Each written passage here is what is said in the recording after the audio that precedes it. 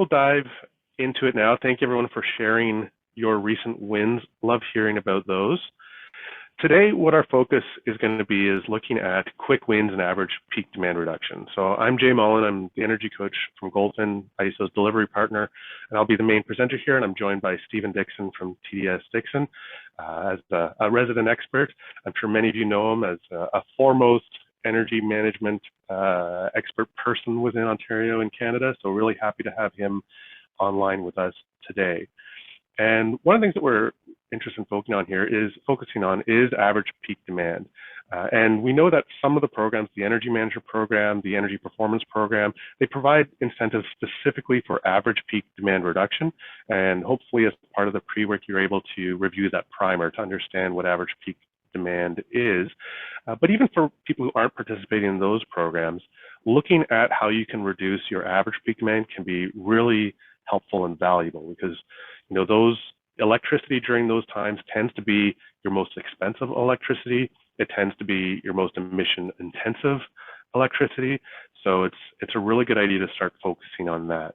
And what we're going to be doing today is we're going to start with arming you with some tools and approaches to get to those quick wins. So first of all, we're going to be looking at how do you understand your facility, looking at how to profile your facility to find out where to look, what is contributing to that average peak demand, where opportunities may be. The next thing is looking at what tools and approaches can you use once you've prioritized certain systems or areas of your facility. What tools can you use to actually find opportunities? And lastly, we're going to have sector-based breakout rooms to discuss and share specific quick wins that you've found, that others have found, that you're interested in, to help get you started and on your way. So one last reminder for the Zoom. Again, we would appreciate it if you could go to the Participants tab, update your name to include both your name and your organization for our benefit and the benefit of other participants. If you are comfortable and able to, we do encourage people to turn on cameras, and also feel free to use chat. My colleagues Augie, Andrew, and Helen will be manning that, answering any questions you may have, so you can enter your questions in there. And as a starting point here in the pre-work, we did send a couple of demand profiles using Plotly, which is a really interesting and useful tool to explore and look at those, and some questions to get you thinking about those profiles and what those may be telling you about, what may be good opportunities for average peak demand, or what loads might be contributing to that. So I'm going to pass it over to Stephen, but I'm really interested to hear from people on the line, participants, while looking at those profiles that we submitted as the pre-work.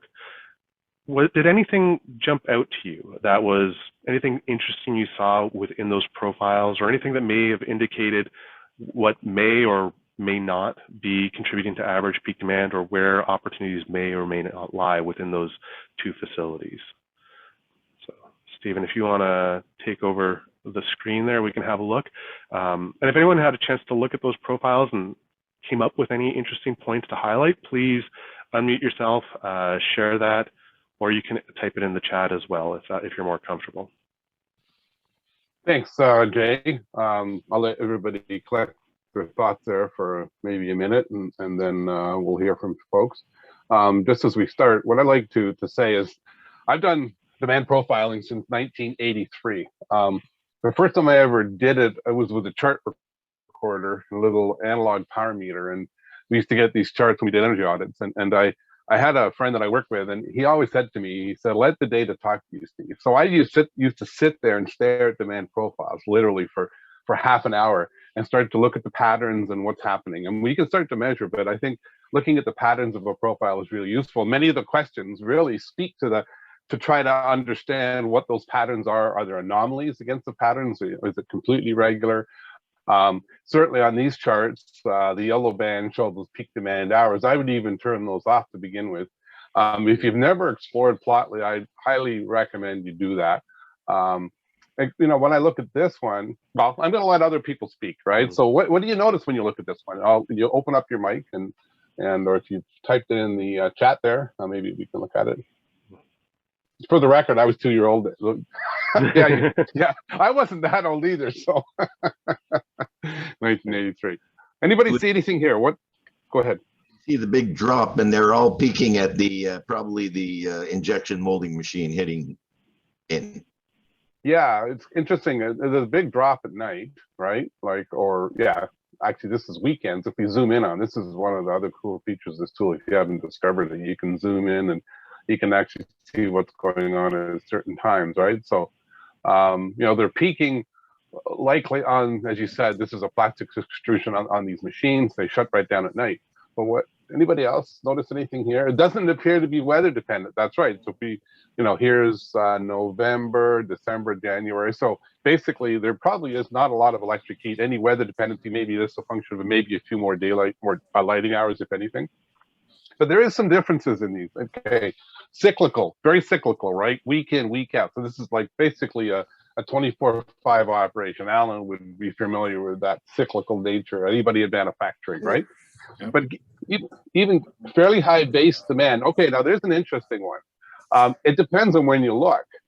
Like, so if you zoom in here, right? Yeah, you see during the day is a high base demand. You know, anybody have an idea what these peaks be? We're looking at maybe 100, 150. Anybody from a plastics operation? It is a plastics, Vladimir. It is a plastics extrusion operation, right? So you basically got extrusion machines with big electric heaters on them. You've got fans. You've got, you know, compressed air for well, doing things you do with compressed air, but also moving around raw materials. And you probably have some what we call regrind mills, right? Which is for product that doesn't come out of those machines properly. They get reground up to make new pellets, which can be used again. Yeah, we're not going to analyze it completely, but the thing is staring at it and understanding. So what I would look for here is, you know, when you get these kind of cyclical peaks like this at 1 o'clock, you know, 2300. Like this is very, very cyclical. So I would, you know, you could ask questions about those things because they happen very much on time. You can ask questions about what's going on, maybe, you know, certain times of day, you know, certain days they're not operating the same. But the one thing I caught from this profile, which is really interesting, is during certain months, they don't drop, right? Like look at the base load over here, which is almost zero. And you know, it's like 50 kilowatts versus like 1400 for the peak. But over here, they're at about 600 or 700. So that's an interesting one. So when I turn on my peak demand hours, you know, like I started to, now I can look at this differently, because if I'm thinking about what's contributing to those average peak demand, right? And I can zoom right in on this. This is the beauty of this tool. Like I just love being able to interact with data, right?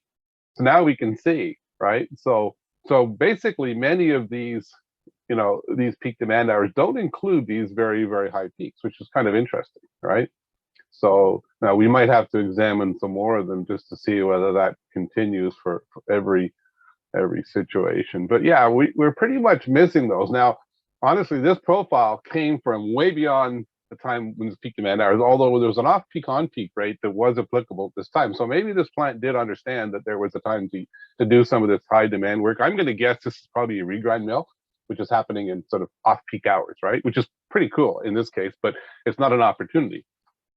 Now, when it comes to the other facility, we had vehicle maintenance. Right? So this is basically, it's a, you know, road vehicles fleet maintenance. So where vehicles come in, they get washed, they get cleaned, probably some, you know, light mechanical work done on them, they send out the next day, right? So we start to look at this one. Any other, again, not much weather dependency here, right? Although it kind of looks like air conditioning in the summer if I turn off those peak demand hours. Right? Interesting.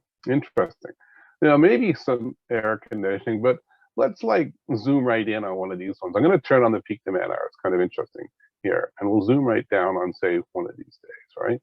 And just see what's happening.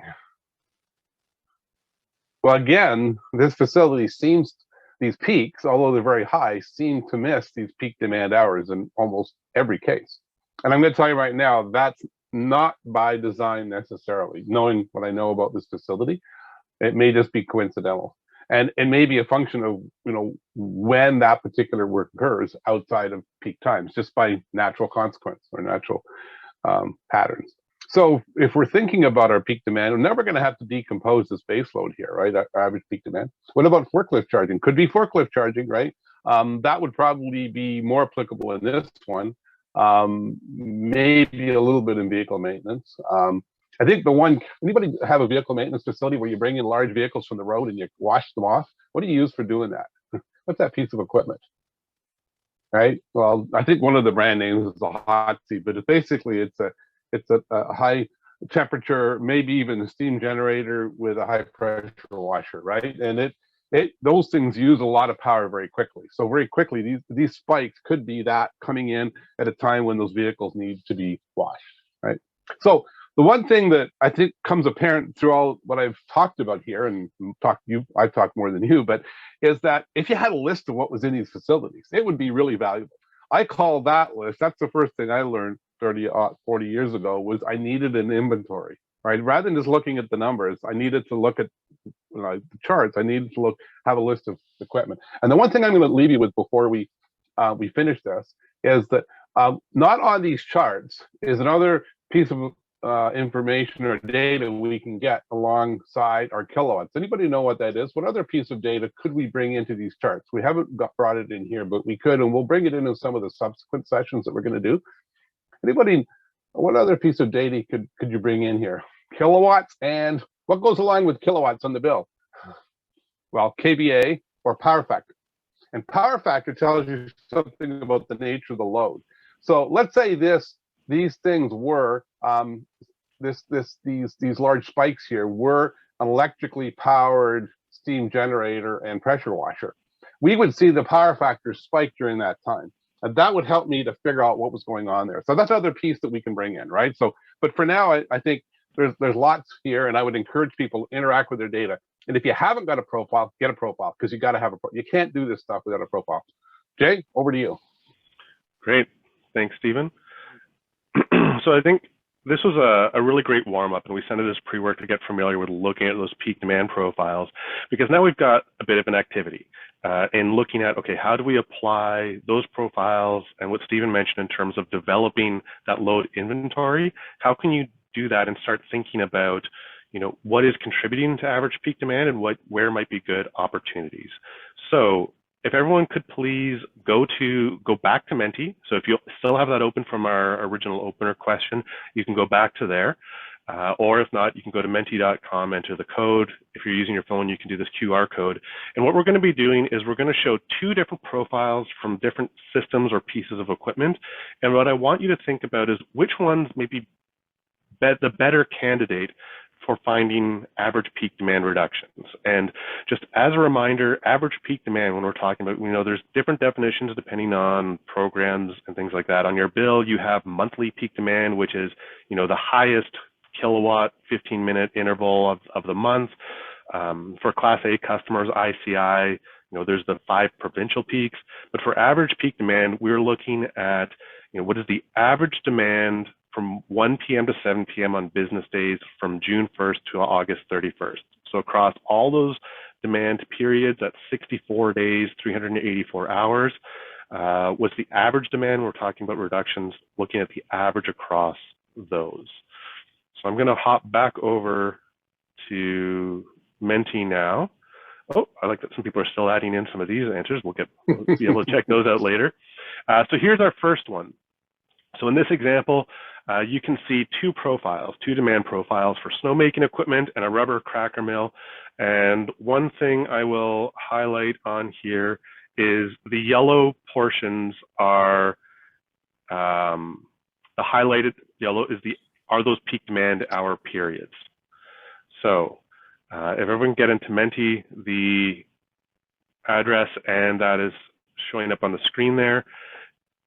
And which of these two profiles will be the better candidate potentially for average peak demand reductions? Remember that 1 to 7 p.m. business days and in the summer months.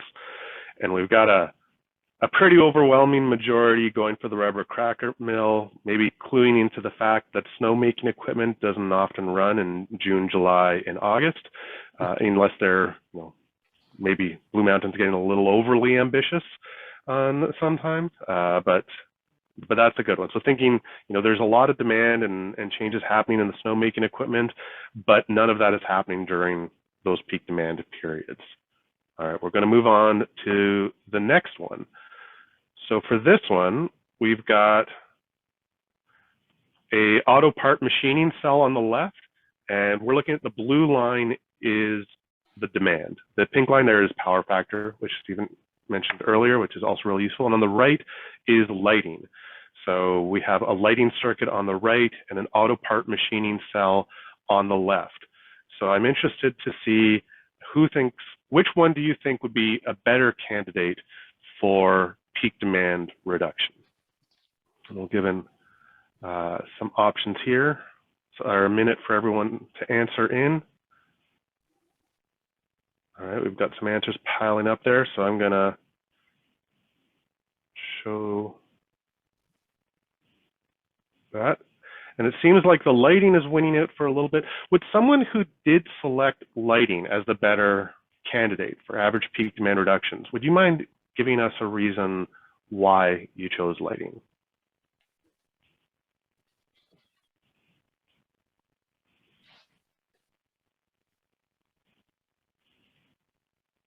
It's because on the graph we could identify some things we just talked about, like cyclic phase, or we could really see the peak demand here. I suppose it's during the day when the buildings are operational that they need lighting, so we really see the peak demand.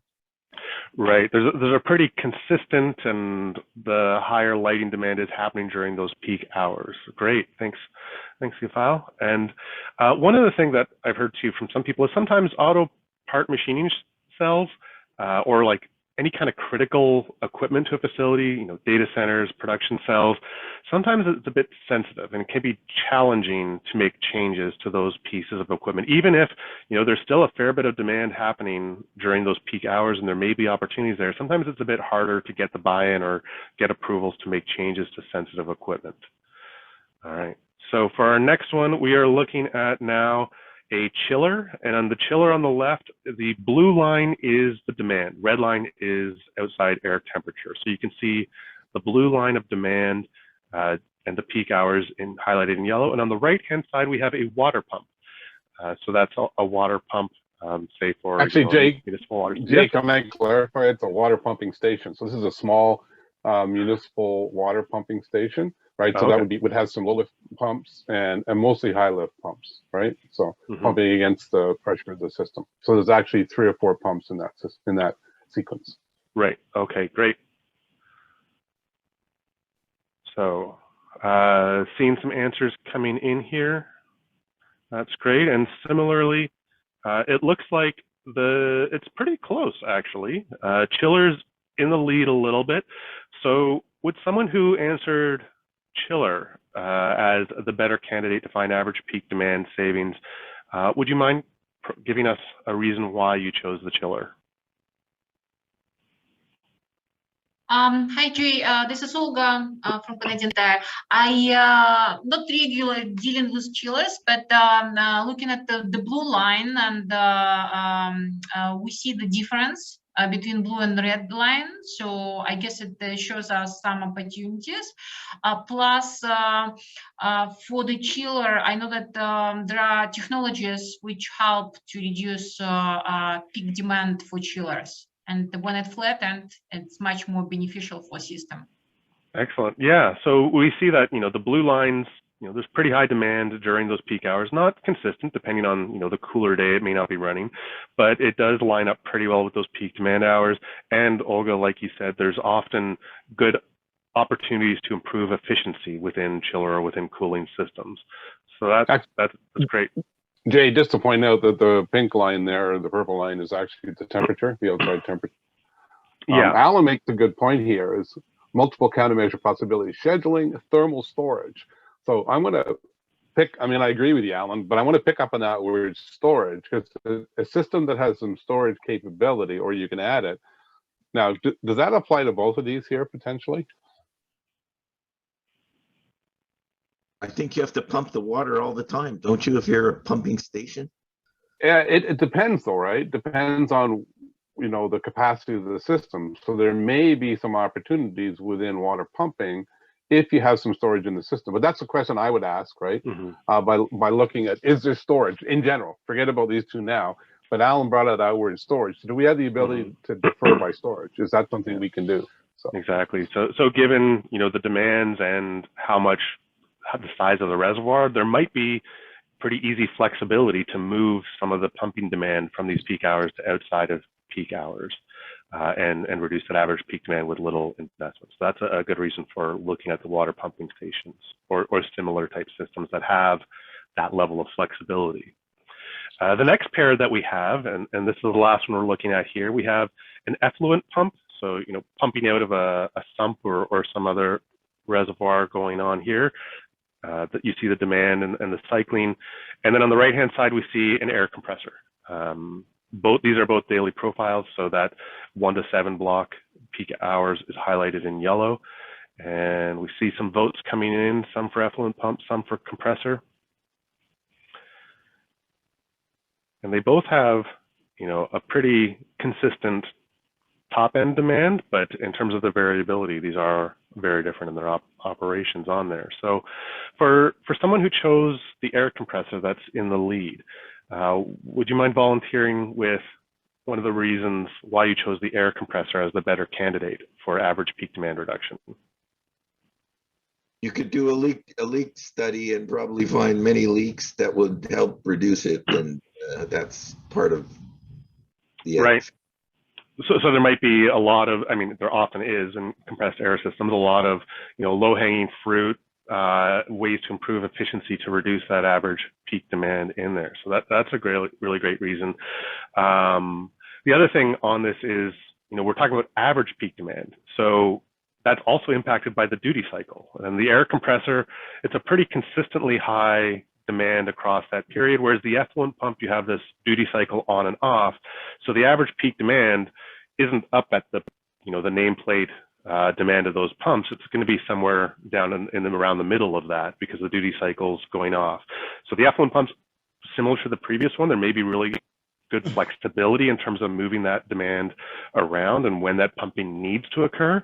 So it could be easy opportunities there, but one thing to keep in mind is that aspect of the duty cycle where the impact on average peak demand may not be as significant as if you could, something with the compressor that's running pretty consistently at a high demand level, if you could reduce that. I could flip that around on you too there, Jay, because I could say, well, not flip it around, but so I could use that. I'm Junaid Iqbal from City Brampton. Oh, yep. Sorry, will it be looking like what? Can we look into that, maybe discharge pressure set points? Yeah, with compressed air systems, there's a lot of those low-hanging fruits that, particularly if you're sometimes you have a regular charge pressure, right? So maybe do we need? Yeah, like if the system's over-pressurized for what's needed. Need that. So that's another. Oh, you seem to be cutting off there a little bit, but I think the point there is, with compressed air systems, the reason maybe we can look into that too, like a discharge. Yeah, there's a lot of those different opportunities in there. We're going to get into some of those specifics when we get into the breakout rooms on it, but they can be good candidates on there. And sorry, Stephen, was there one last thing that you wanted to say? Well, I was going to reinforce what Junaid was saying, and I agree. And what I was going to say was that the fact that it's so flat tells me there's opportunity in that compressed air system, right? The fact that it's very consistent, I wouldn't expect that because I don't see compressed air demand as being super consistent if you know it is, that's fine. But I would definitely think, there's opportunities in the compressed air system for sure. Right, Alan?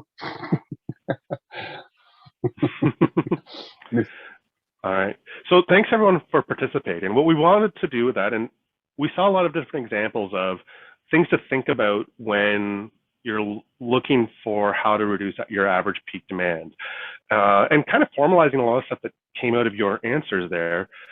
It can be really helpful to look at that facility demand profile, or if you have sub-meter demand profiles, look at those, do that load inventory that Stephen was talking about to see, okay, what are the loads that are contributing to average peak demand, and look at that contribution to average peak demand, and then what are those high contributors, but also what is the potential to reduce that average peak demand. And those two together starts pointing you towards where there might be opportunities. In terms of contribution to average peak demand, we saw this in a lot of those examples, the load size, what is the top kilowatt, the nameplate that it draws, but also the timing. Is it happening during peak hours, or like that snowmaking equipment, is it most of the demand is outside of those peak demand hours? And then also the duty cycle is an important consideration too, where the contribution to average peak demand is going to be different from something that's running flat out most of the time to something that is running at a relatively low duty cycle, because then this demand, even if it's the same demand, it ends up getting averaged out over all these hours where it's not running. Also points to a really good opportunity if you have something that's running flat out, but it doesn't need to, and you can sort of say, have demand control on it, and you can switch from, a full out 100% duty cycle to a lower duty cycle. That's a really good opportunity to reduce that average peak demand. Can you just explain what goes on the bill? What goes on our bill, though? Is it the average or is it the 15-minute peak? So on your utility bill, when you have that peak demand charges, that is the 15-minute peak. So those you're looking for the spikes. But for participants in the Energy Manager Program, Energy Performance Program, those incentives are paid on average peak demand. And also looking at average peak demand, that's going to help you reduce costs. Because as I mentioned before, like those hours, the electricity during those hours is more expensive electricity, more emissions intensive electricity for Class Bs and for Class As. If you're reducing it during those, a lot of those Class A ICI peaks are happening within those periods as well. So if you're looking for those opportunities to reduce your average peak demand, it's going to have some good payoffs as well. But thanks for clarifying that with David. With the monthly on the bill is that 15-minute. In addition to the contribution, the other thing to look at with those systems is what is the potential to reduce the average peak demand of those systems. So, what is the flexibility to move that demand or shift it around, change scheduling? What are there opportunities to improve efficiency? Is that system already really efficient, or is it, like Olga or some of the others pointed out, it's like, chillers often have efficiency opportunities that are waiting there. And lastly, the ease of implementation. Is this something that can be done relatively easily, can be done quickly, or is it a sensitive piece of equipment that's going to take a lot of approval and testing and things like that? So when you're looking for quick wins, those are all important things to consider. What I would like you to do is, last night, you may have got it first thing this morning, we sent out a worksheet, an email with a worksheet for today. So if you can pull that up, it does look like this, the worksheet for quick wins and peak demand reduction. And what I would like you to do right now is in this table, based on what we've been talking about, I want you to list 2 or 3 systems within your facility that you think are priorities when it comes to average peak demand and reducing demand on that. So Helen has shared this in the chat if you don't have it from the email, but you should have received an email from Helen last night or today. So I want you to pull out that worksheet and write down 2 or 3 systems from your facility that you think would be a priority in terms of looking at average peak demand reductions, and then just qualitatively high, low, yes, no, look at how does that system contribute to average peak demand in terms of the size of the load? Is it a really high nameplate capacity on there? In terms of the duty cycle, and in terms of whether it's operating during those peak periods or outside of it? And then qualifying it in terms of how much potential is there to reduce the average peak demand? Is it something that has a lot of operational flexibility to move around? Is it a piece of equipment or systems that you think there are a lot of opportunities to improve efficiency, and whether or not it's going to be something that's easy to make changes to or something that's going to be hard to make changes to? So while you're taking a minute just to fill that out on your own sheet with information from your own facilities, I want to highlight that following the workshop, we'll be providing a more detailed load inventory tool and worksheet. So Stephen, if you want to talk to that for just briefly while people are filling out their worksheets.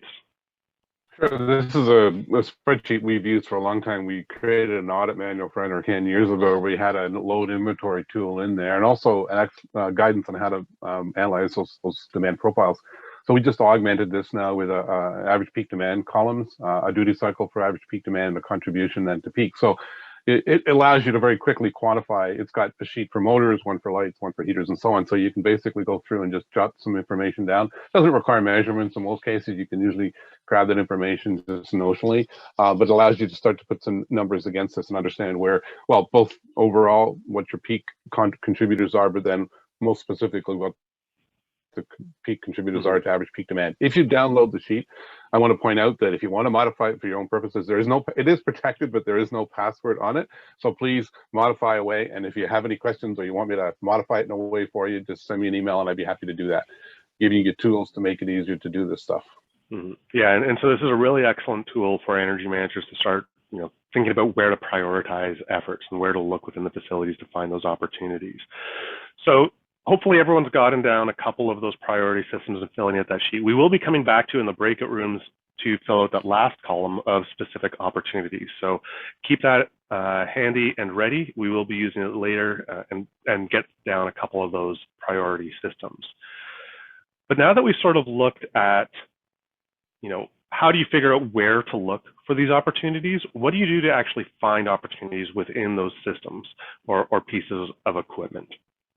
So we want to cover, what are some tools or approaches that you've used that you can use to do this? Now, on the worksheet here, on the back, if you flip it over, there's a couple of examples here, like, looking at your facility load profile to see, figuring out what is causing those peaks, and maybe that points to some opportunities, load inventory and screen, maybe you bring in consultants. What we're going to do now is we're going to send you out to breakout rooms. All right, welcome back to our main room here, everyone. Hopefully you had some discussions amongst yourselves around some tools and approaches that you have used. Any group leaders who would like to share some of the tools or approaches? How do you actually find what opportunities are? Hi, Jay, this is Olga again. I'm joking, of course. I was at the room fees, and we had 4 people, but then we missed one guy. So the summary of our group would be it's data loggers. It's important to put to understand the consumption of each equipment, especially if you have big pieces. Then we have the list of the equipment. So when energy manager comes to the site, it's important to have a list of equipment. When you identify the best, the biggest consumption equipment, and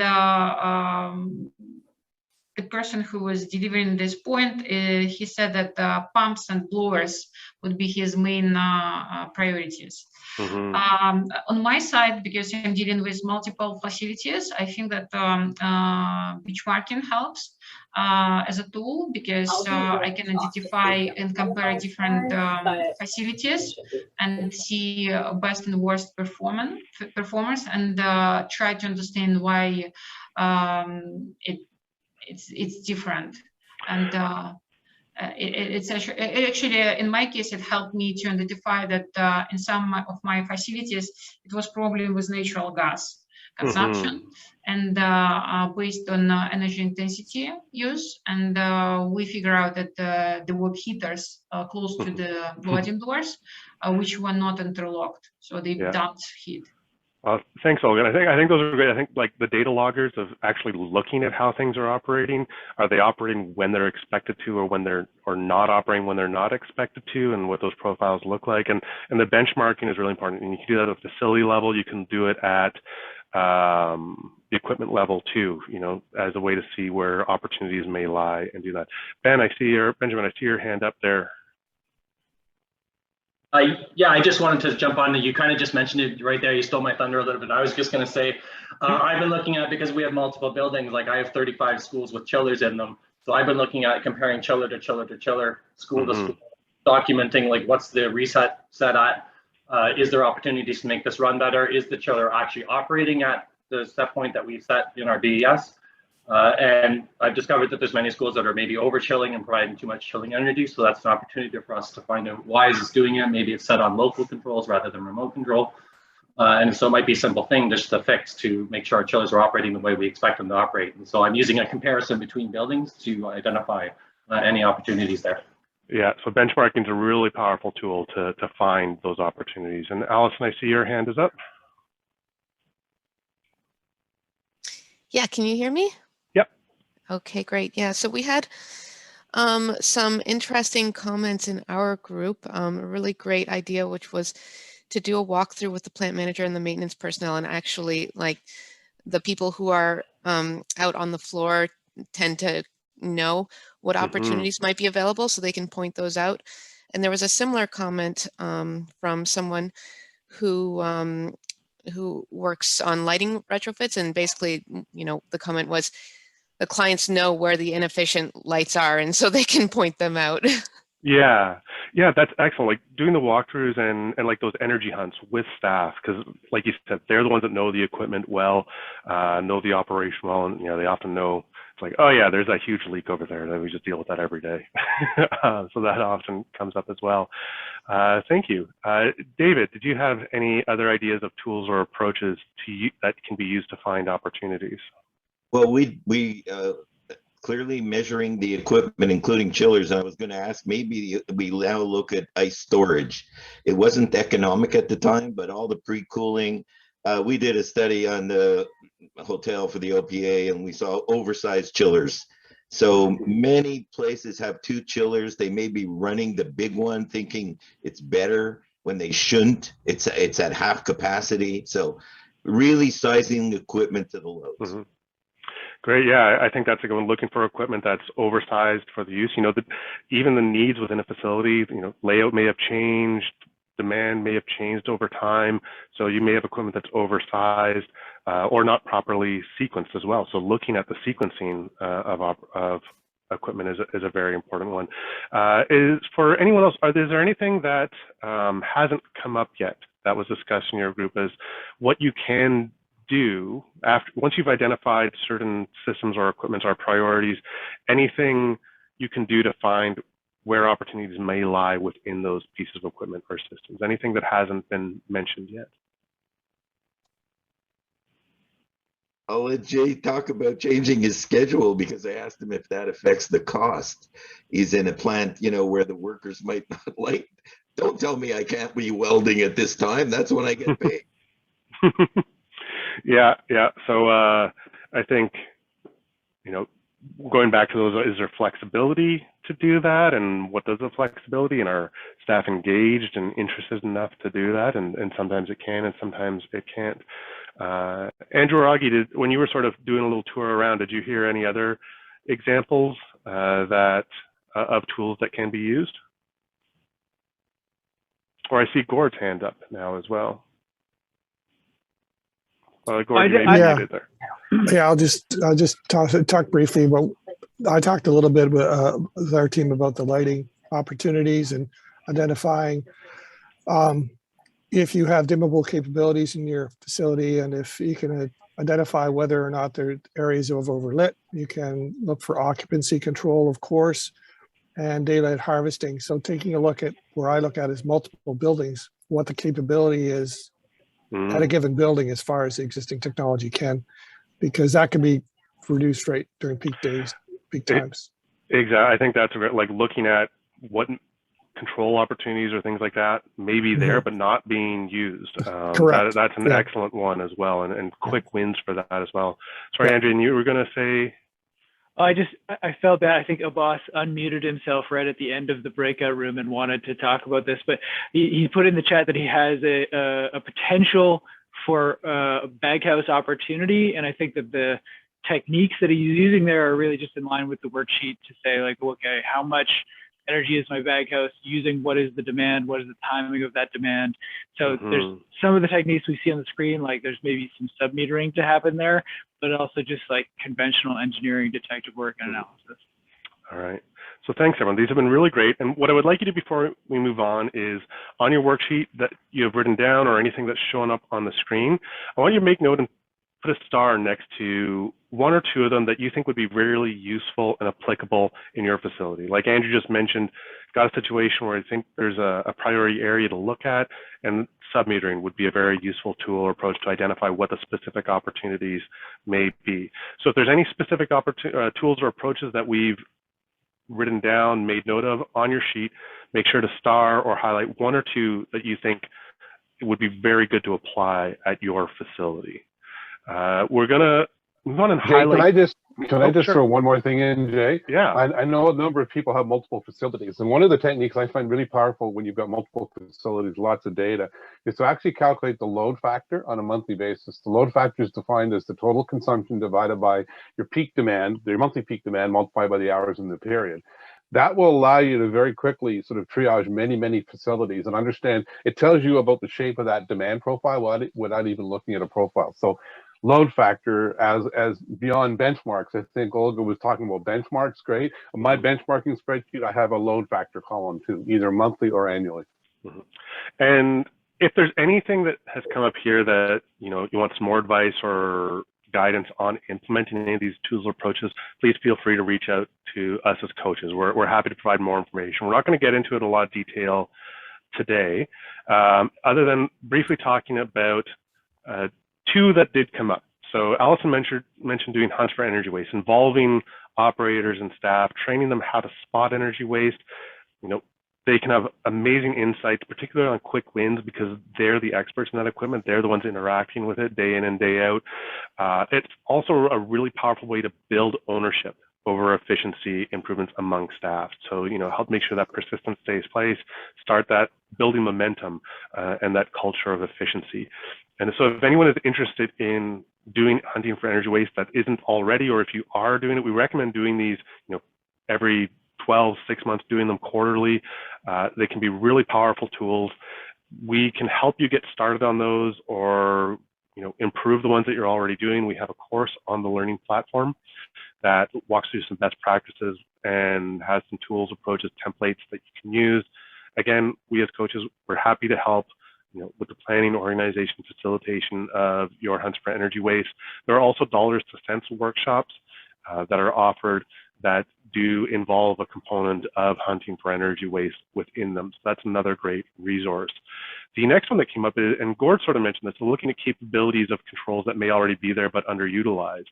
And BAS, the building automation systems, can be a really powerful tool to find where opportunities may lie in your building system. So Stephen's going to talk briefly about how to look for some of those now. Thanks, Jay. I'm going to play on your words there. You said where opportunities may lie. My friend Michel Perrant, many of you know him, he's a great existing building commissioning specialist, and he always says that if there's something that lies in your system, meaning not telling the truth, that you're building an automation system. So, whereas you can look at a BAS screen and find, and many of you will recognize the orange cells on this screen are overridden, right? And that's certainly something to pursue. Understand why the overrides are in place, because if you have a schedule and then now you've overridden it, or you have a set point and it's being fixed, that's definitely something to pursue. But the other thing that Michelle always says is look at the screens and then go look at reality. Because sometimes there's a difference there, and it's the difference between what the automation is telling you and what's actually happening, which may actually be the greatest opportunity. On the next slide, there's two ways to get to an opportunity. One is to look at the screens. And as you said before, Jay, you can go to the next slide. The next one is your building operators. So we did an energy treasure hunt. This is online, is one of the folks we work with, Christian Tam from LAS, Local Authority Services, the municipal organization. We did a treasure hunt, and we actually found two facilities that were virtually identical in footprint and how they operate in size. The building operators compared the two demand profiles. So there was a purple and a blue line in this. And the building operator said, well, our profiles should be almost the same. Why aren't they the same? Those two buildings are consuming a significantly different amount of energy. And in about 15 minutes, the two operators, through conversation, quickly checking their screens, and they'd been recently assigned to these facilities, so they didn't put the overrides in place. When they got rid of them, we identified within 15 minutes more than $20,000 a year worth of savings. And I can guarantee you that would be average peak demand savings as well when you look at those profiles. So, again, just leverage the people that are in your facilities. In that same treasure hunt, we walked around, and I'd keep going. Go ahead there, Jay. And, we found two pumps that were operating. And operators said, oh, this is great. We've got two pumps with variable speed drives on them. I said, yeah, drives are great. And he said, well, this is a backup pump. Why is the second one running? And the drive was actually telling us how much energy it was wasting, right? So you take a look at the drive. It tells you how many amps it's running. You go and look into the automation. You realize it's on a deep override. And you go, well, somebody online is probably saying, Steve, those are heating water pumps. Well, they are, but if they're on a deep override, they never turn off in the summer. So that pump is running year round. That's an average peak demand opportunity and an energy waste opportunity. Keep going there, Jay. You know, if you start to dig into these screens and you start to realize that things like leaking heating and cooling valves can be very expensive, and they may not always contribute to the average peak demand. Well, definitely if you have a leaking heating valve on a reheat system in a system that doesn't need to be in heating mode at that point, that'll definitely contribute to your average peak demand increase. So again, digging deeper, looking at these things. We've got a workshop coming up, right, Jay, sometime in July, right? I think the next one is on HVAC, and we're going to dig more deeply into HVAC systems for this purpose. Keep going, sir.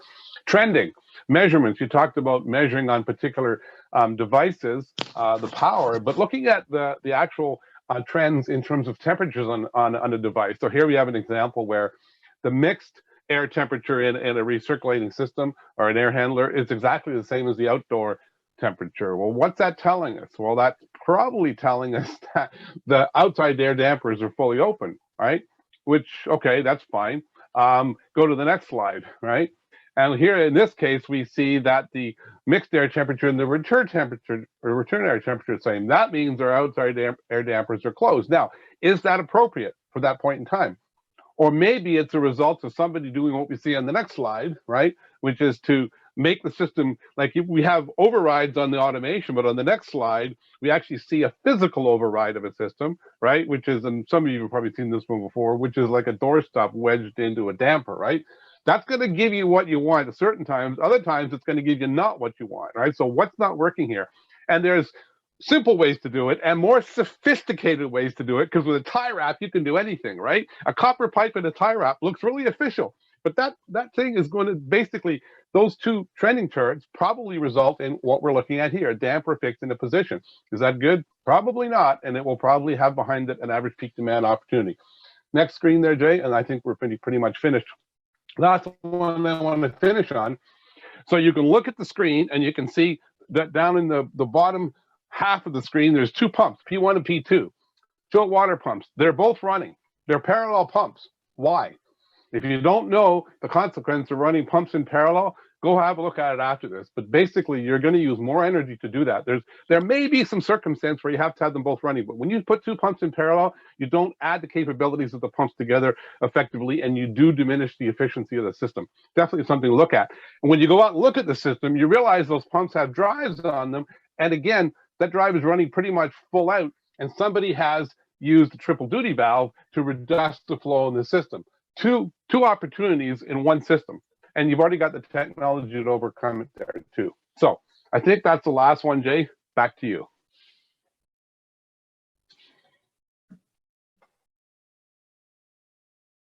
All right, thanks, Stephen. So that was just a quick, using the BAS as a tool to identify some of those opportunities can be really useful. We highlighted some things to look for within the BAS. For more information, PNNL does have a really good resource on retuning commercial buildings, what to look for in terms of trending and on your BAS.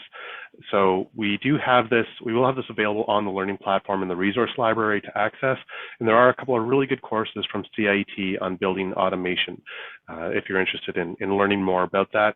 And a reminder that these courses do qualify for incentives under Save on Energy. So you can get some cost sharing going on within those. What we're going to be doing lastly is looking at, we talked about how do you profile your facility to find where opportunities may lie, what are some tools to find specific opportunities. Now we're going to look at what are some specific quick wins you can use to reduce average peak demand. Looking at those quick wins, helping achieve those savings with limited time, limited resources. They often have a really short payback. You can build momentum support within your organization.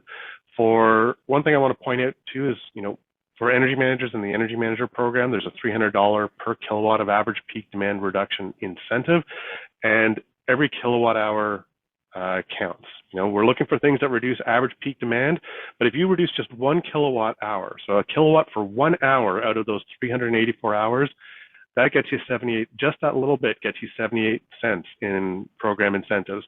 And I'm sure you can think of something that can reduce a kilowatt hour. And the theme of the, every time you buy a coffee, it's worth $3 or something like that, $1,500 a year or more. If you had like something plugged in on a power bar that was using 20 watts continuously, those 20 watts times the 300 hours.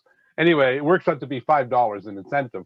Plus, the 20 watts is probably worth another $20 to $30 in energy that you didn't need to be spending anyway. So, it all adds up. What I've learned over 40 years in this business, you save natural gas in big chunks, you save electricity in small chunks, right? And you got to sweep the floor in order to get all the small chunks. Yeah. And what we're going to be doing in breakout rooms coming up is looking at what are some of those quick wins, opportunities that reduce average peak demand that don't require significant capital, that can be implemented in a relatively short time frame. We're going to split you up by sector, so you'll be with people of similar facilities, similar equipment. We did this morning provide some sector-based typical measures checklist. However, these are not specifically for quick wins, and they're not dedicated to average peak demand reductions. But if you're looking for ideas, you can look through those sheets that were provided for your site to see if anything on that list may be relevant in terms of a quick win that targets average peak demand reductions. But also, we would love to hear from your own experiences of what projects, quick wins have you implemented that you're considering, that you've seen in other facilities, and building up our sort of knowledge base within that. So when we get into those breakout rooms, you can look at those typical measure lists as a reference point.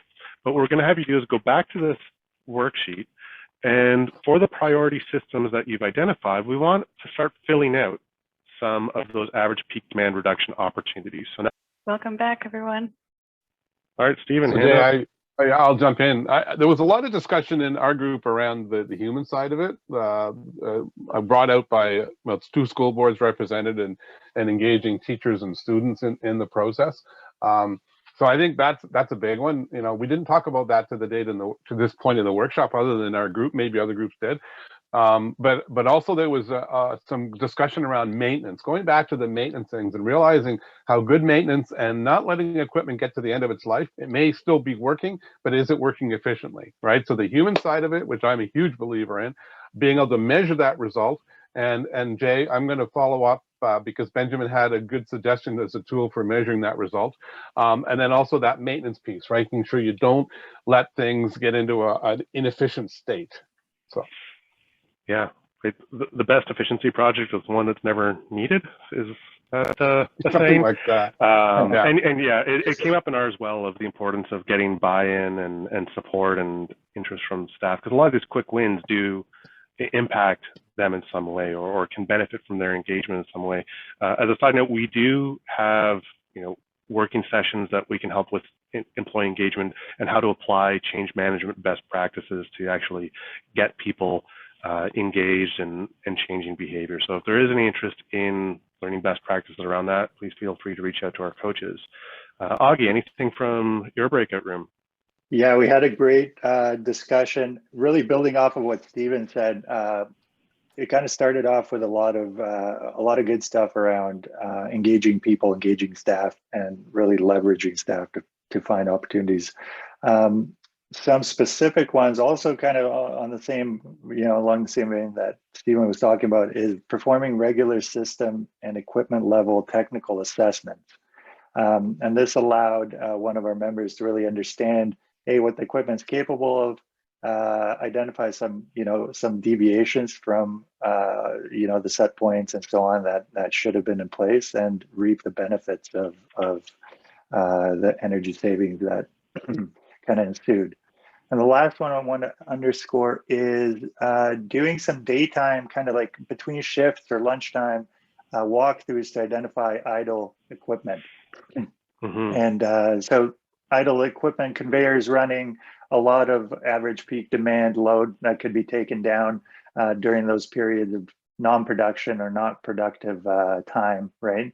As well as some lighting opportunities like within refrigeration, where it's essentially a storage area and you got lights on for no reason when there's no one in there contributing to additional heat load. So it's kind of a snowball effect there. So really great opportunities and good discussion.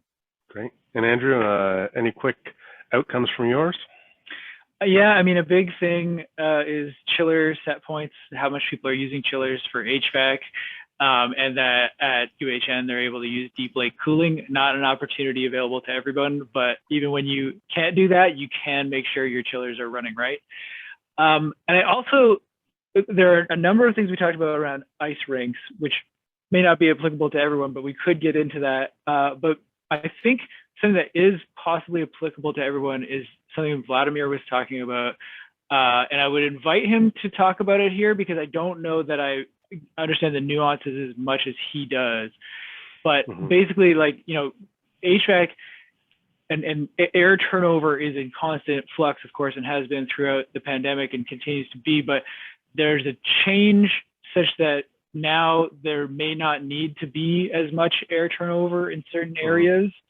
Vladimir, do you want to enlighten us? Actually, we're running, we're almost wrapping sorry. up here, but actually it would be great if we could follow up and maybe have that on the forum, on the learning platform, some details around that for all the energy managers. That would be excellent. And ours, we also, you know, making sure that ventilation is meeting the demand that's required and is not over ventilating, you know, either at time of day or times when there's less demand, or like you said, if there's changes in requirements, that's a great opportunity. Also compressed air systems, fixing those leaks, making sure they're sequenced properly, those really came out for us as well. So thank you everyone for participating in those. A couple of last things before we wrap up. We will be sending out after this a tool for calculating average peak demand.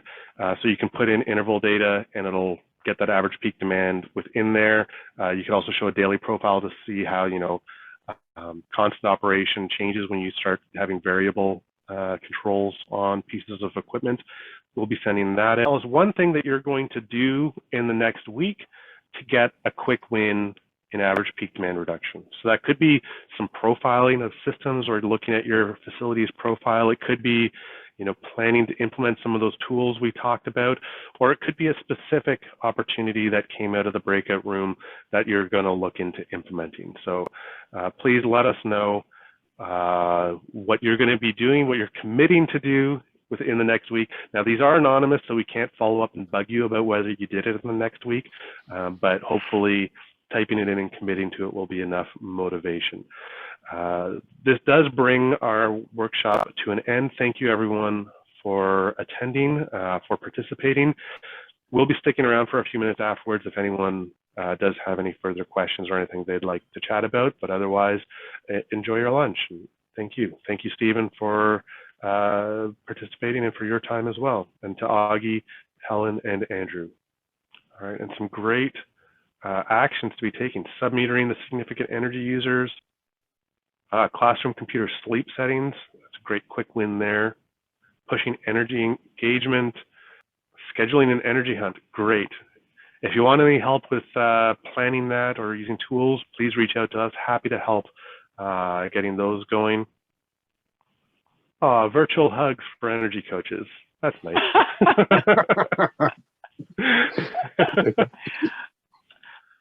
Does that decrease average peak demand? You know, maybe it'll help reduce some average peak stress demand. I don't know, but that's nice. We've got a couple on reducing air pressures within compressed air systems. That can be an excellent opportunity. Review results of compressed air audit. That's a great tool approach that can be used to identify those opportunities that didn't come up in the earlier discussion, but I think we'll add to that list. As well. I remember one profile we had on a compressed air system. Jay, I was showing you this one before. It was flat across the top. By the time we were done, it was probably at 50%. At 50%, right? So that's a 50% reduction in average peak demand. So yeah, those compressed air systems hold a lot of opportunity for APD. Yeah, and lots of varied things, whether it's, you know, pressure reduction, storage, sequencing, reducing the leaks or inappropriate uses. There's usually lots of things to pick off there. Yeah, everybody just, I mean, leaks often is popular, but there's so many more things. Yeah, yeah. All right, great seeing all of these commitments of what you're going to be doing over the next week. No, I don't see it here, but I know that one gentleman in our session talked about just thinking about your building and when things aren't happening, not what's happening, but when things aren't happening, and thinking about what you can do to turn the systems down at those times.